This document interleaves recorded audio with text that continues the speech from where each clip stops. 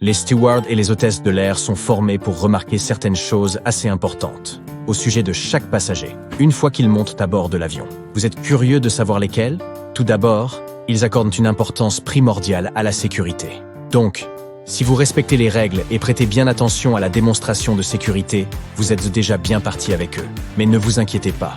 Ils ne cherchent pas seulement les gens qui suivent toutes les règles. Ils veulent également s'assurer que vous soyez à l'aise et que vous ayez tout ce dont vous avez besoin pour profiter du vol. La première chose qu'ils remarquent immédiatement, c'est la quantité de bagages que vous transportez. Si vous avez du mal à placer un sac lourd dans le coffre à bagages, ils vous aideront probablement. Et si vous faites partie de ces personnes qui insistent pour apporter un énorme bagage à main qui rentre à peine dans le coffre, ils pourraient s'assurer discrètement que vous ne violez aucune limite en termes de poids ou de taille. En parlant de bagages, les hôtesses peuvent en apprendre long sur vous à partir de votre valise. Si elle est recouverte d'autocollants de destination exotique, elle pourrait supposer que vous êtes un voyageur aguerri qui connaît bien les aéroports. Mais si c'est un vieux sac usé maintenu ensemble avec du ruban adhésif, elle pourrait se demander si vous êtes un néophyte en matière de vol ou simplement quelqu'un qui ne se soucie pas beaucoup de son apparence. Bien sûr, l'une des choses les plus importantes que les hôtesses de l'air remarquent chez vous est la façon dont vous les traitez, ainsi que vos compagnons de voyage. Si vous êtes chaleureux, poli et respectueux, elles feront tout leur possible pour rendre votre vol aussi agréable que possible. Mais si vous êtes impoli, exigeant, ou si vous tapez un scandale lorsque les choses ne vont pas dans votre sens, elles ne seront peut-être pas aussi enclines à vous aider. Voire pire encore. Le personnel de bord jette toujours un coup d'œil discret à ce que vous portez aux pieds également. Ce n'est pas parce qu'ils soient tous secrètement obsédés par les chaussures. C'est en fait pour votre sécurité. On examine vos baskets pour voir si vous pouvez courir vite et facilement en cas d'urgence. Si vous prévoyez d'embarquer en avion, vous voudrez peut-être y réfléchir à 2 fois avant de mettre vos talons hauts, à moins que vous ne vouliez vraiment qu'on vous ordonne de les enlever en cas d'urgence. En parlant d'urgence, les hôtesses de l'air aiment aussi vérifier si vous êtes en forme ou non. Elles font cela au cas où elles auraient besoin d'une aide physique en cas d'événement imprévu. Ah, et si vous êtes médecin, n'hésitez pas à le faire savoir au personnel de bord. Vous pourriez bien sauver des vies aujourd'hui. Parlons maintenant de nourriture et de boissons, mon sujet préféré. Les stewards et les hôtesses de l'air sont toujours heureux de vous servir. Mais ils remarquent également ce que vous commandez. Si vous réclamez quelque chose qui n'est pas sur le menu ou demandez une boisson personnalisée compliquée, ils pourraient lever les yeux au ciel. Mais si vous commandez quelque chose de simple et de facile à préparer, comme un verre d'eau ou un sachet de bretzels, ils seront plus qu'heureux de vous satisfaire. Si vous prévoyez de voler avec votre animal de compagnie, assurez-vous de le préparer à recevoir une certaine attention de la part du personnel. Ne vous inquiétez pas. Ils sont juste curieux de votre adorable compagnon. Et s'il s'agit d'un animal aidant, comme un chien d'aveugle, formé et enregistré auprès de la compagnie aérienne à l'avance, il sera prêt à partir. Et si vous avez payé pour que votre animal voyage, assurez-vous qu'il soit à l'aise dans sa cage pour tout le voyage. Les hôtesses de l'air sont également formées pour remarquer tout comportement inhabituel ou potentiel signe de danger. Si quelqu'un semble anxieux ou nerveux, elles garderont un œil ouvert pour s'assurer que tout va bien. Heureusement, certains stewards et hôtesses de l'air sont également ravis de partager quelques secrets qui amélioreront votre prochaine expérience en avion. Par exemple, si vous vous demandez quel est le meilleur moment pour prendre l'avion, il pourrait bien avoir quelques idées. Ainsi, certaines destinations ont de nombreux vols tout au long de la journée. La question est donc, devriez-vous partir le plus tôt ou rester éveillé tard dans la nuit? Il s'avère que le meilleur moment est au petit matin.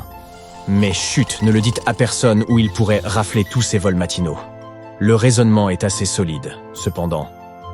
Le temps est généralement plus clément en matinée, et tout retard de la veille devrait avoir été réglé pendant la nuit.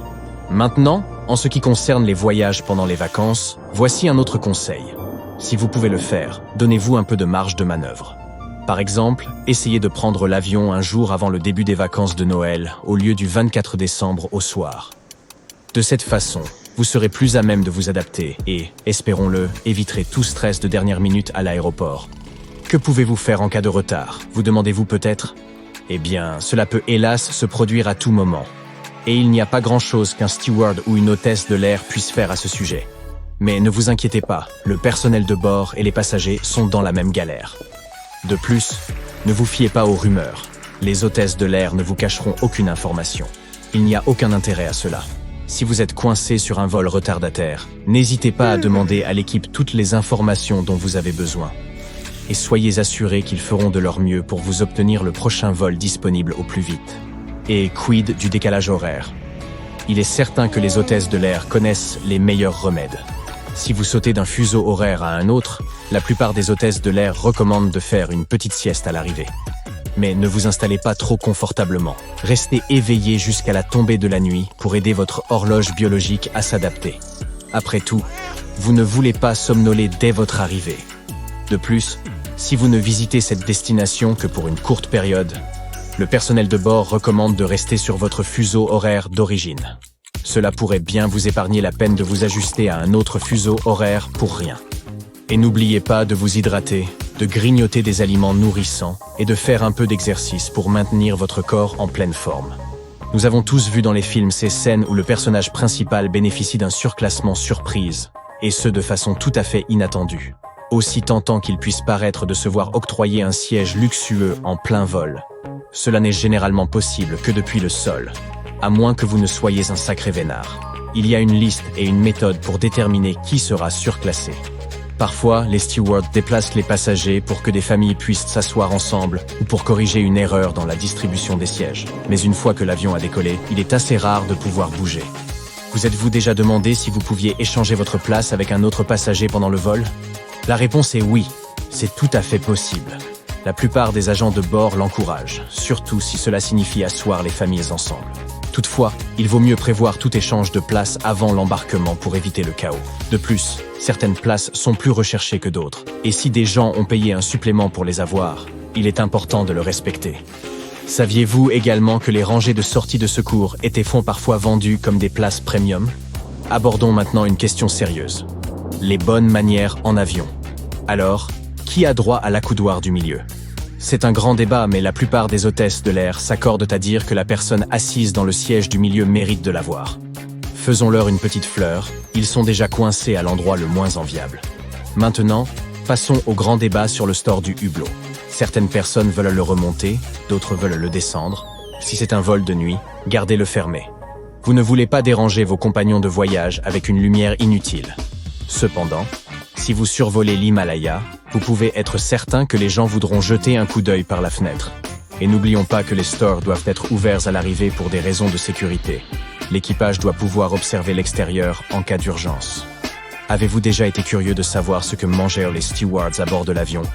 Ont-ils la même nourriture que les passagers? Il s'avère qu'ils peuvent avoir les mêmes repas s'ils le souhaitent. Mais ils ne choisissent pas toujours de le faire. Certains préfèrent amener leur propre collation, comme du houmous, des pommes ou du popcorn parce que les options proposées en avion ne leur permettent pas toujours de rester alertes. Ils font également attention à consommer une grande quantité d'eau et évitent les aliments qui pourraient les ballonner. Mais ils s'autorisent à boire du café en avion.